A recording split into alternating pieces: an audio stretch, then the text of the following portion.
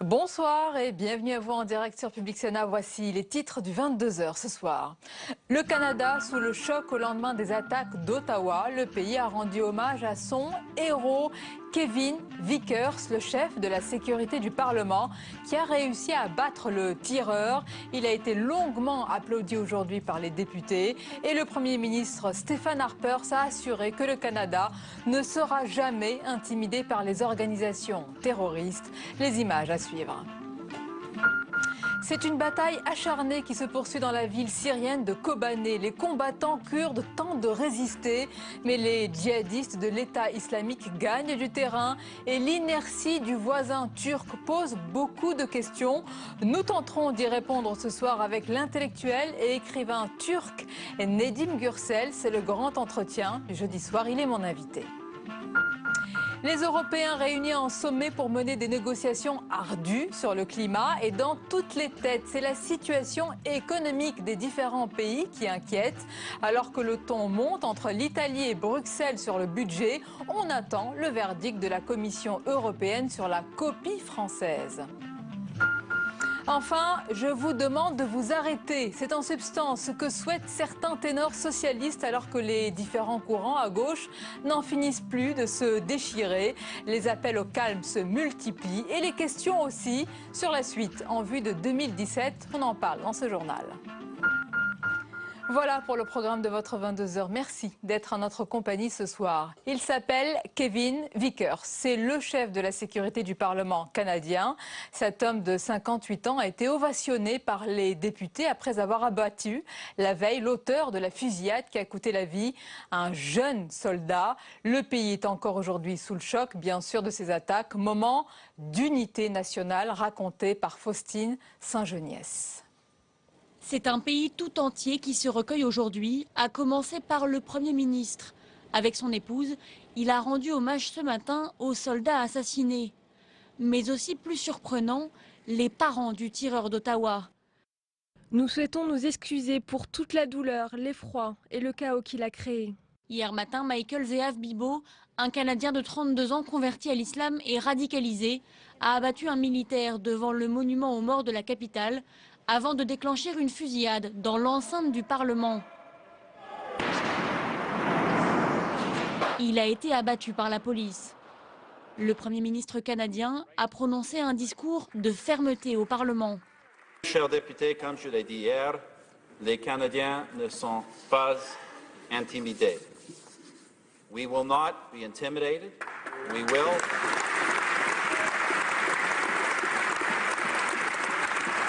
De nombreuses questions restent en suspens. Des questions sur la sécurité du Parlement, mais surtout sur les motivations du tueur. Les enquêteurs cherchent notamment à savoir s'il s'agit d'un loup solitaire ou d'un membre d'une organisation terroriste. Et dans l'actualité, ce sont des négociations ardues ce soir au sommet européen. Les dirigeants tentent d'arracher un accord sur le plan climat. Et autre sujet de taille, c'est le budget et la situation économique de chacun des pays au centre des discussions et des débats. On voit tout cela avec Julie Hulin. Il y a des moments où chaque soutien a son importance. En recevant ce matin ses partenaires sociaux-démocrates, François Hollande préparait officiellement le Conseil européen, mais leur demandait également de défendre le budget français. Si la Commission européenne n'a jamais sanctionné aucun État, une lettre aurait été envoyée à Paris pour demander des précisions sur les réformes et sur la promesse d'au moins 4 milliards d'euros d'économies supplémentaires. Oui, effectivement, il y a des échanges qui se produisent entre la Commission et les États membres sur le fait de savoir si ces États obéissent à des recommandations ou à des règles.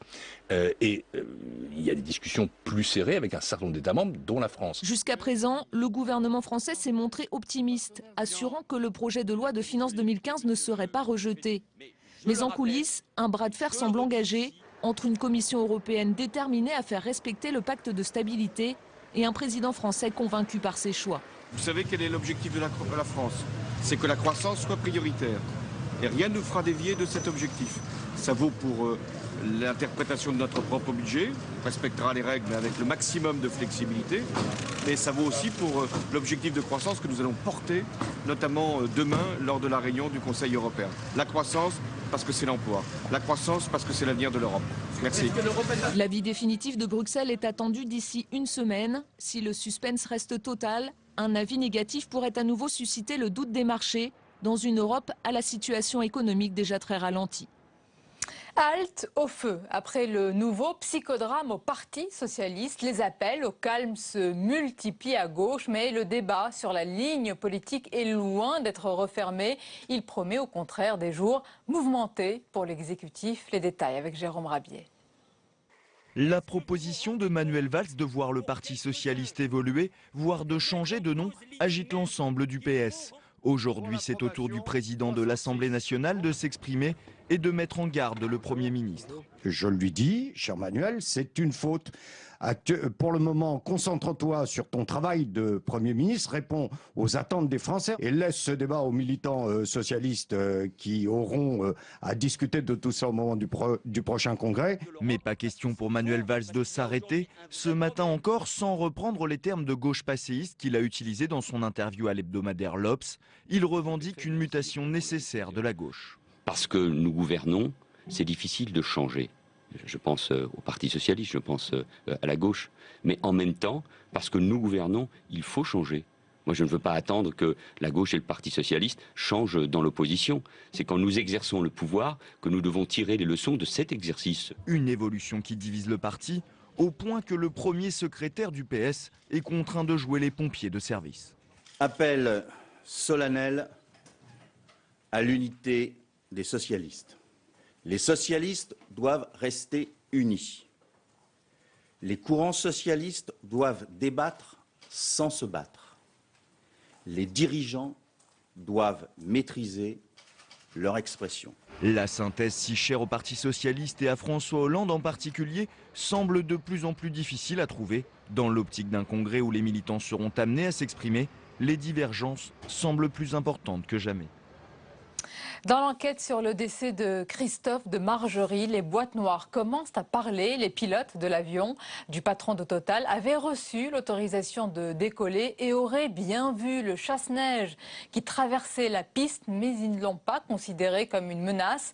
C'est en tous les cas ce qu'ont annoncé les experts russes dans une conférence de presse où ils ont déroulé le film des événements conduisant au crash du Falcon 50 de Christophe de Margerie. La suite du 22h avec à présent la bataille acharnée qui se poursuit dans la ville syrienne de Kobané. Les combattants kurdes tentent de résister, mais les djihadistes de Daesh gagnent du terrain et l'inertie du voisin turc pose beaucoup de questions. Nous tenterons d'y répondre ce soir avec l'intellectuel et écrivain turc Nedim Gürsel. Il est notre invité pour le grand entretien du jeudi soir et c'est juste après le tour de l'info préparé par Nathalie Guillois. Regardez. Défendu par Jean Tirole, le dernier prix Nobel d'économie, comme Manuel Valls, revoilà le contrat de travail unique sur le devant de la scène. Objectif, lutter contre la rigidité du CDI et la précarité du CDD. Un nouveau contrat plus souple permettant un licenciement plus simple pour les employeurs.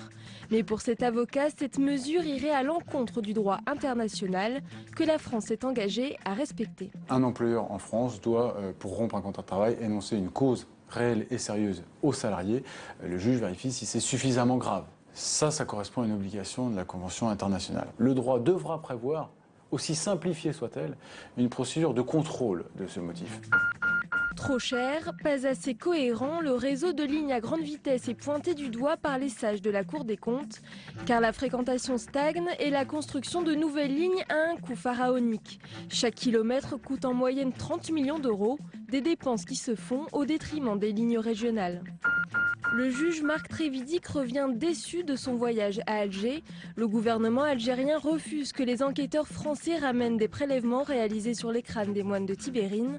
Les familles des victimes ne cachent pas leur colère. Il y a une confiscation de ces preuves par les autorités algériennes et donc une poursuite du blocage et des entraves que nous avons constamment rencontrées au fil de l'évolution de ce dossier. 18 ans après les faits, faute d'éléments, l'enquête est à nouveau dans l'impasse. À l'heure où les foyers vont rallumer leur chaudière, les tarifs du gaz vont augmenter de 2,31% au 1er novembre, selon une délibération de la Commission de régulation de l'énergie. 7,5 millions de foyers français dépendants du gaz naturel sont concernés. C'est la deuxième hausse consécutive après celle de 3,9% appliquée le 1er octobre.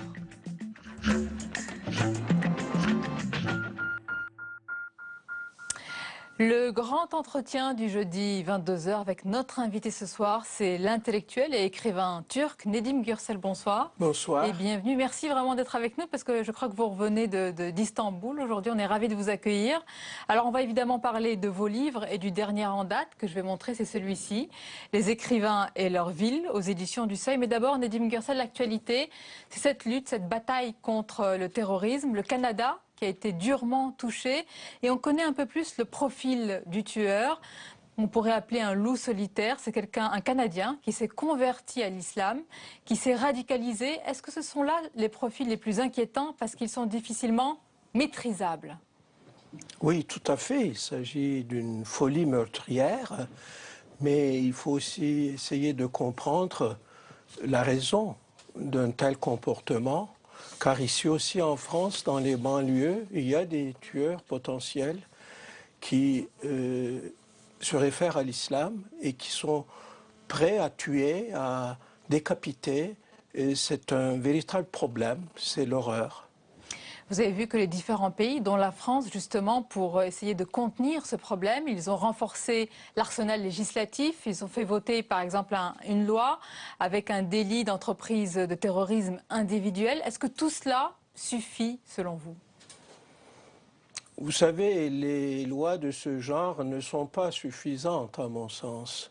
Il faut essayer de comprendre ces jeunes qui se radicalisent en Europe.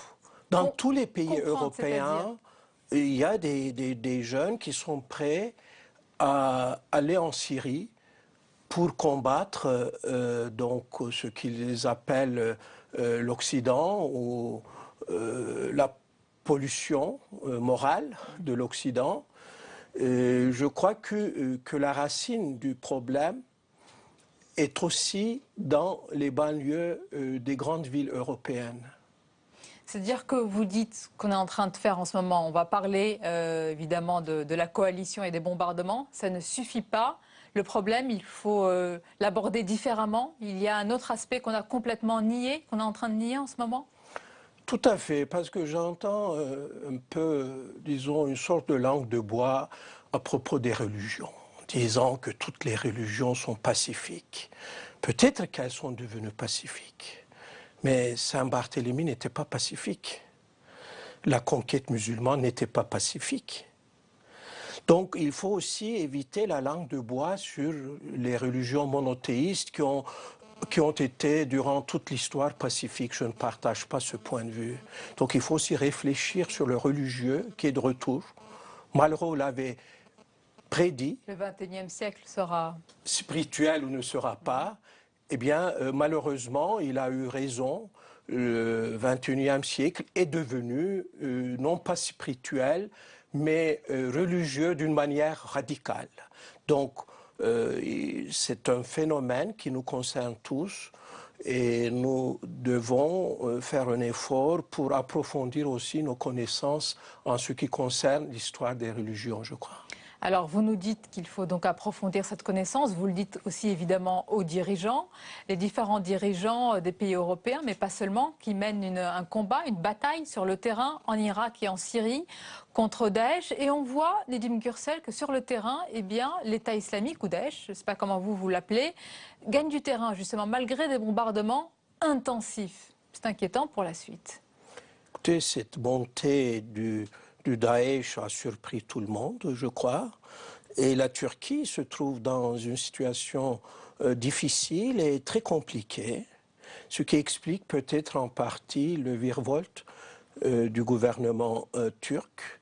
Il y a à peine quelques jours, le président Erdogan disait qu'il n'y avait aucune différence entre le Daesh et le parti d'Union démocratique syrien, c'est-à-dire le bras armé de la population kurde de Syrie.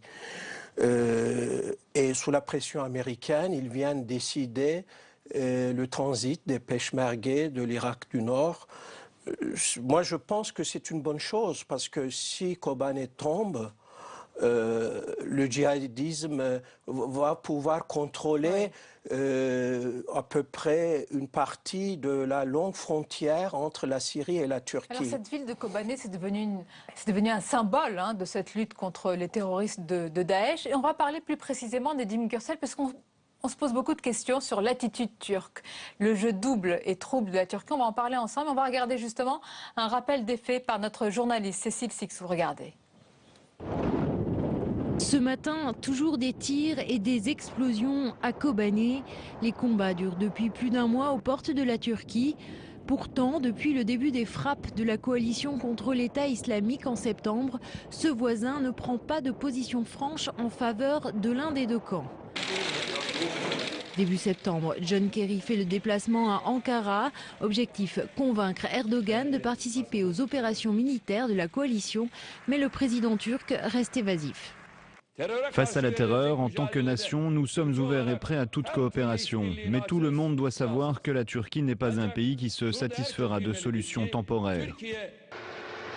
Des chars sont déployés à la frontière mais ne font rien. Un immobilisme dénoncé par la communauté kurde de Turquie qui descend dans la rue. Des manifestations réprimées qui feront 31 morts. Devant des sympathisants, le président Erdogan s'explique. Nous affichons des principes basés sur des positions très responsables face à toutes les organisations terroristes de la région. Parce que pendant 30 ans, nous avons perdu tant de vies dans la lutte contre l'organisation terroriste du PKK. Ne pas aider les Kurdes et précipiter la chute de Bachar el-Assad, deux raisons qui poussent le président turc à rester ambigu. Mais face à la pression internationale, il ouvre tout de même des portes et donne son feu vert au passage par sa frontière de 200 combattants kurdes irakiens pour rejoindre les forces de la coalition. Un pas certainement, mais sera-t-il suffisant? Alors Nedim Gürsel, expliquez-nous, j'allais dire, ou présentez-nous votre regard sur la situation et l'attitude turque. Parce que du côté européen, eh bien, on l'a vu comme une forme de complicité avec Daesh, estimant que pour la Turquie, l'ennemi de son ennemi est son ami. Ils ont donc davantage aidé l'État islamique. Oui, malheureusement, il y a encore quelques mois, le Daesh n'était pas considéré par le gouvernement turc comme une menace terroriste. L'opposition a même dit que certains dirigeants du Daesh ont été soignés dans les hôpitaux turcs. Maintenant, on entend un autre discours. Mais je pense que depuis le début, la politique syrienne de la Turquie n'était pas cohérente. Parce que la Turquie a compté sur le départ imminent de Bachar el-Assad, ce qui ne s'est pas produit. Et aujourd'hui, elle insiste encore, c'est-à-dire elle a fait de Bachar el-Assad, qui n'est pas un ange, sa bête noire. Et même aujourd'hui, le gouvernement turc pose des conditions. Et ces conditions, c'est de ne pas, c'est-à-dire que Kobané n'est pas importante, alors que de l'autre côté de la frontière, il y a les parents de ces gens. Il est vrai, mais Nedim Gürsel, Kobané n'est pas importante, sauf qu'il y a des combattants kurdes qui sont en train de se faire tuer. Et c'est là où il y a une incompréhension totale et une indignation, justement, sur la position du gouvernement turc. Qu'est-ce que vous pensez de cela? Est-ce que ça vous indigne vous-même? Moi, je suis indigné par ce qui se passe. D'abord, je suis inquiet par l'incohérence de la politique du gouvernement turc en ce qui concerne ce conflit. Mais en même temps, on ne peut pas demander à la Turquie d'intervenir militairement sur le sol.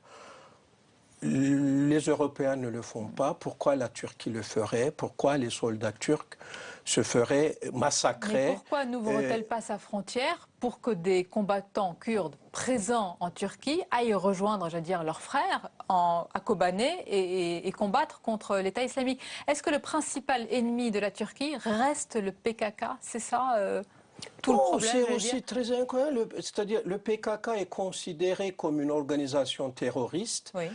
Mais en même temps, le président Erdogan est en train de négocier avec le PKK.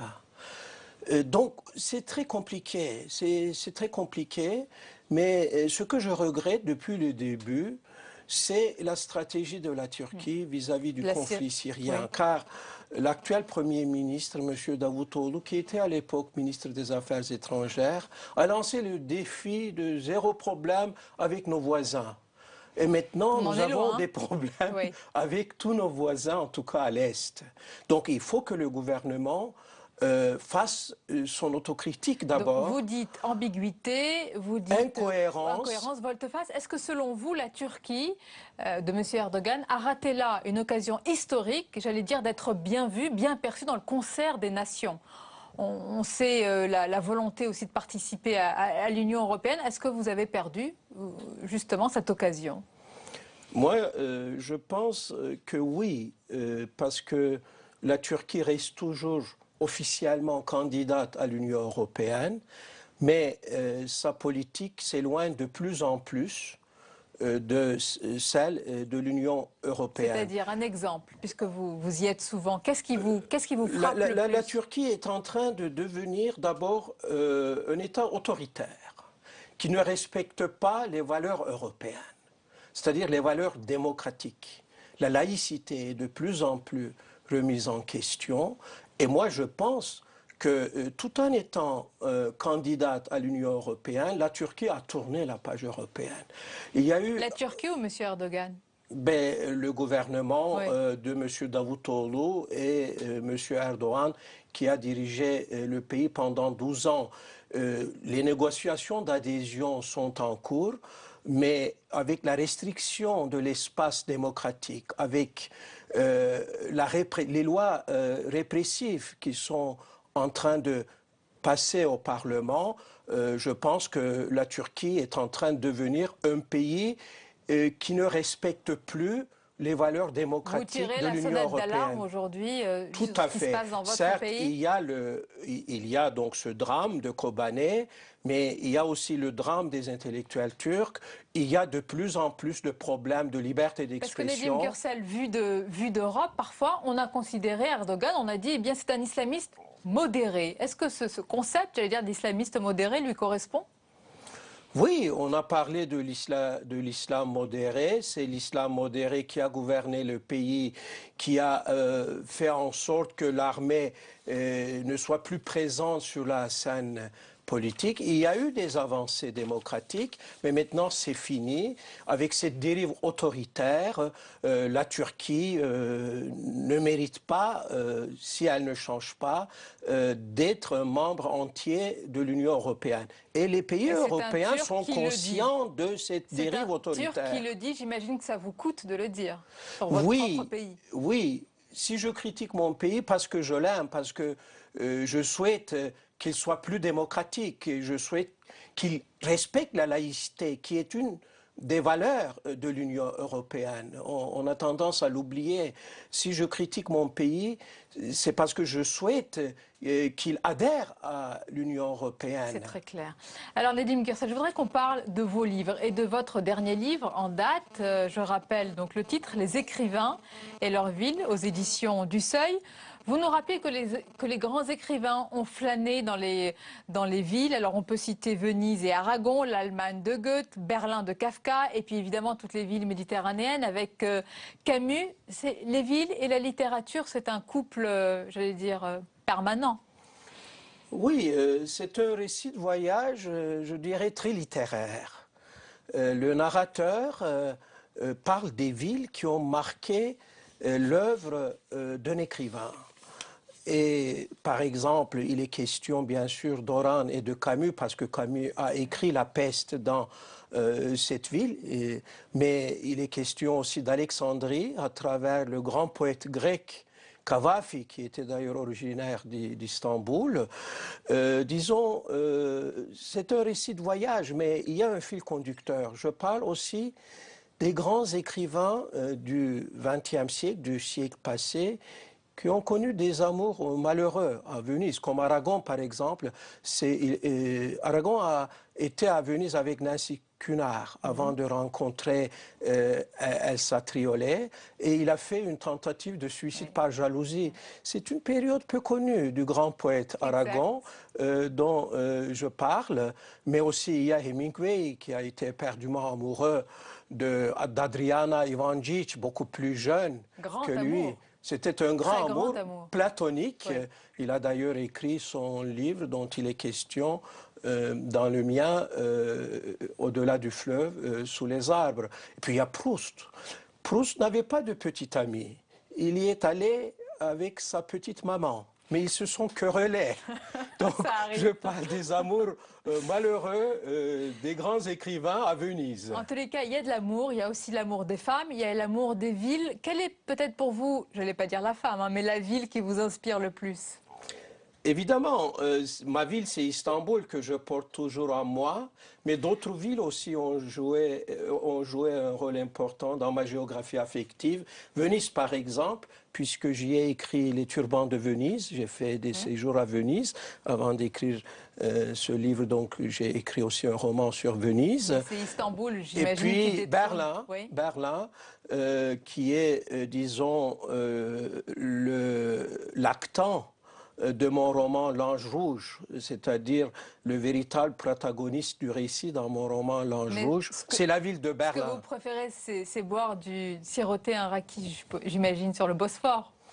Tout à fait, et nous aurons de plus en plus de difficultés de le faire, car nous avons un président omniscient et omniprésent qui nous dit ce qu'il faut faire, ce qu'il faut boire, ce qu'il faut manger et ce qu'il faut mettre comme habit. Nedim Gürsel, comme tous les jeudis, pour notre invité, je vais vous demander de réagir et de sélectionner un dessin. Je vais vous demander de la regarder. C'est toute la semaine qui est croqué par notre dessinateur Hervé Baudry. Regardez.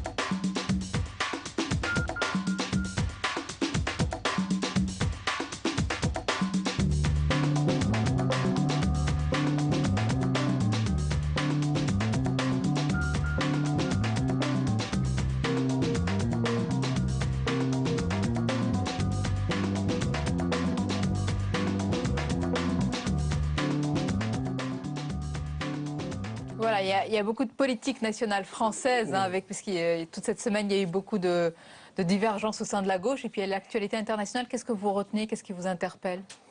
Écoutez, comme j'étais en Turquie depuis 10 jours, je n'ai pas pu suivre l'actualité en France, l'actualité politique en France, mais ce qui se passe au PS m'interpelle, car j'y ai quelques amis. Et donc c'est un parti qui... le débat démocratique, c'est bien. Mais trop de débats, tu le débats aussi parfois. Oui, c'est ce qu'on va retenir. Donc je regrette un peu, disons... Ce qui est en train de se passer. En tous les cas, merci beaucoup Nedim Gürsel. C'était un plaisir de vous recevoir. Merci, vous êtes venu directement d'Istanbul. Je rappelle le titre de votre livre, Les écrivains et leur ville magnifique à lire. Et on arrive à la fin de ce journal. Merci de votre fidélité. Belle et douce nuit à vous, à lundi avec plaisir, bien sûr.